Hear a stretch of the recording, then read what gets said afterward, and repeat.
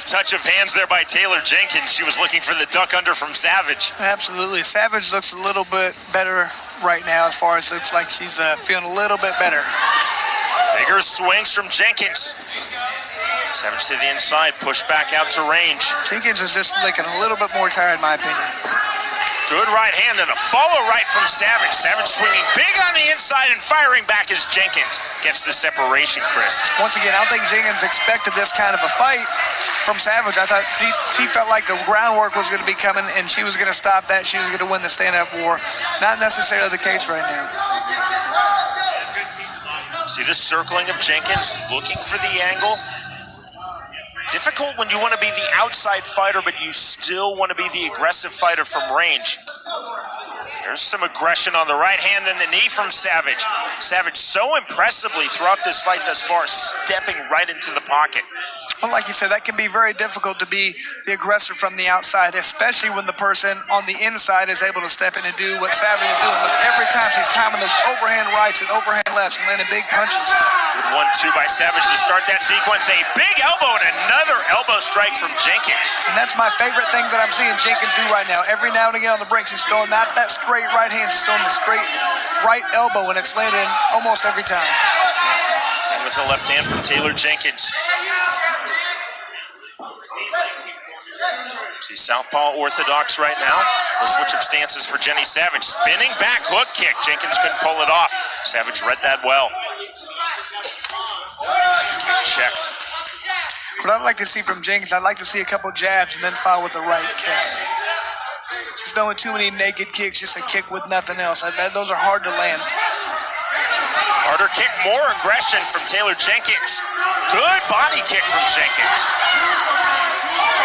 Good straight right hand and a counter right from Savage. Savage needs to get inside again. Looking for the dump there was Jenkins, couldn't find it.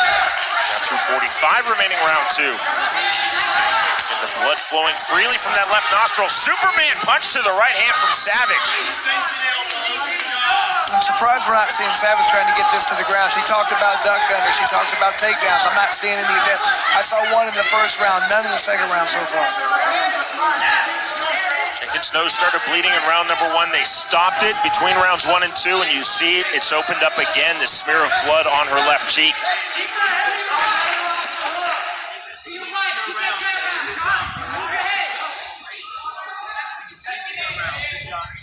Jenkins again circling out, starting to find those body kicks, Chris. Absolutely. Once again, you can tell Savage is just a little bit tired right now. Every time she's thrown that kick before, she's able to grab it, come inside, throw elbows, throw knees. She's not doing that anymore. She's just absorbing those kicks. Savage working hard to get to the inside. Jenkins more effective here in round 2, certainly than she was in round number 1 of throwing punches as Savage tries to come to the inside. And once again, Savage was able to come over the top last time with some moves. Tried one right there, just like that. She needs to do more of that. Every time Jenkins comes in, I'd like to see Savage come over the top with punches and push her backwards. Just a double right jab from Jenny Savage. Another Superman punch. Savage's hands, though, getting a bit lower as she throws her third Superman punch of the round.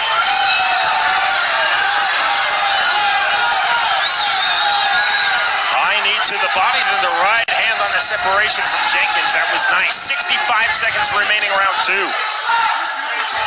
Savage has her mouth wide open right now. Just a sign you're tired. You got to have a better poker face than that. You got to keep the mouth closed. Even if you're tired, you can't show your opponent that. Spinning back fist in the right time, nicely by Jenkins. Oh, she's a bloody mess right now. And time called on cue by referee George Conley. This is unfortunate for Jenkins right now because I feel like she was just really starting to take control of this fight over the last minute or two. The physician assigned by the Kentucky Athletic Commission will assess that cut, but really it's just a nosebleed. I think she just needs her something hit him right in the face with all the blood. See the physician talking to referee George Conley. I know a lot of times people think when somebody's bleeding too much, they should stop the fight just because of the blood. That's typically not the problem. The problem is only when the blood is getting into the eyes and stopping the visions when they usually stop it. You're taught in seminars by fight doctors, which happily I've been to a number. What you're really concerned with are cuts in the lid that can go into the optic nerve that can seriously affect the sight long-term, even permanently. And this is, not to nullify it, but basically a nosebleed, probably a broken nose. Sure. But not anything that you would stop a pro MMA fight on. Time in from George Conley.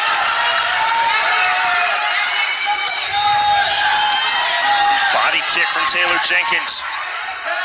Jenkins certainly showed that she did not want out of this fight. Absolutely not. Jump knee, big like swings. Jenkins nearly turned her back there on the onslaught, then fires back. Jenkins turning her back again. The end could be near. Final seconds, round number 2. Jenkins trying to hold on. Savage trying to reach the finish line.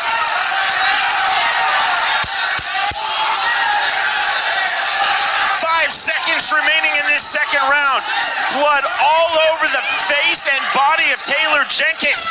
And we will go to the third and final round.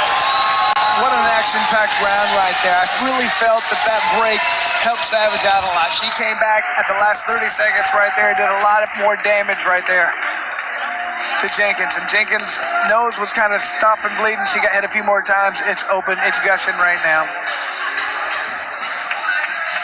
Here's some action, what we see. A lot of punches being thrown, some knees inside there. A jump kick attempt right there, followed by some right hands. And both people are landing big punches right now. Rights, lefts, knees. Like you said, she turned around. Jenkins did right there. Almost looked like she went out of the fight for a second, but there's no way.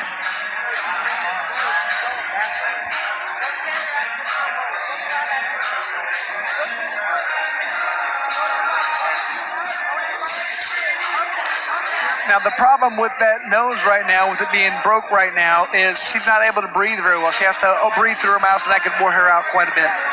You just saw Nate Landwehr signed with the UFC in August. He signed as the 145-pound champion of M1 Global. Jenny Savage, one of his proteges.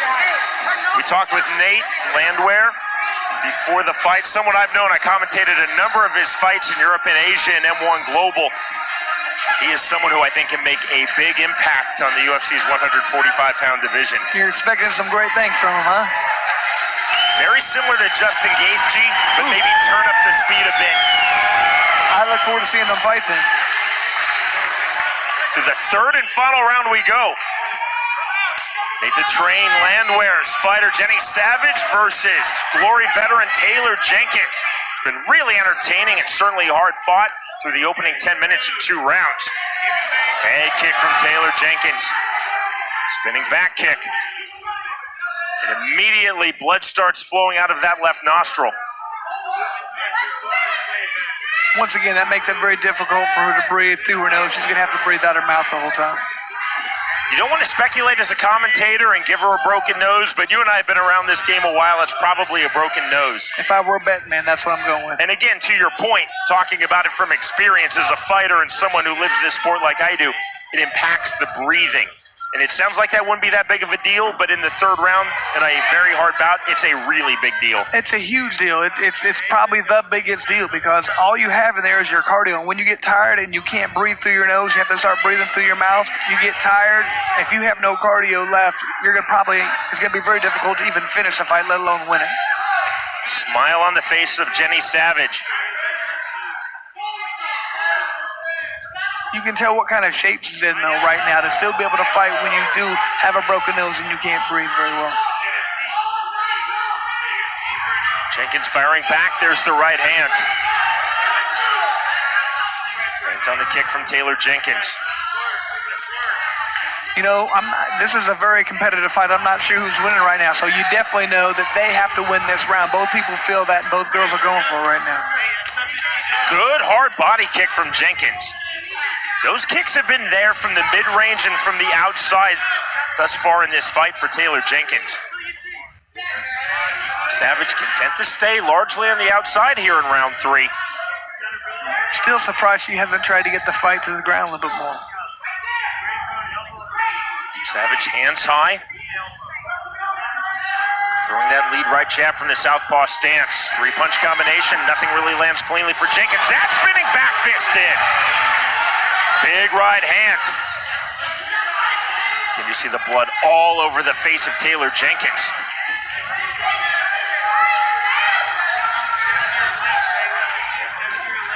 Just the body language, the facial expression of Jenny Savage. She feels visibly that she's in control of this fight. Round one, I believe, was definitely hers. Round two, much closer, but I think Savage won it. But obviously, Chris, I know, don't assume anything. Yeah, who knows what the judges actually saw in there compared to us. Oh, Jenkins turning her back, and just like that, George Conley waves this fight off. That was basically a physical submission, a surrender. Jenkins turning her back, and that is it. The win for Jenny Savage in very impressive fashion.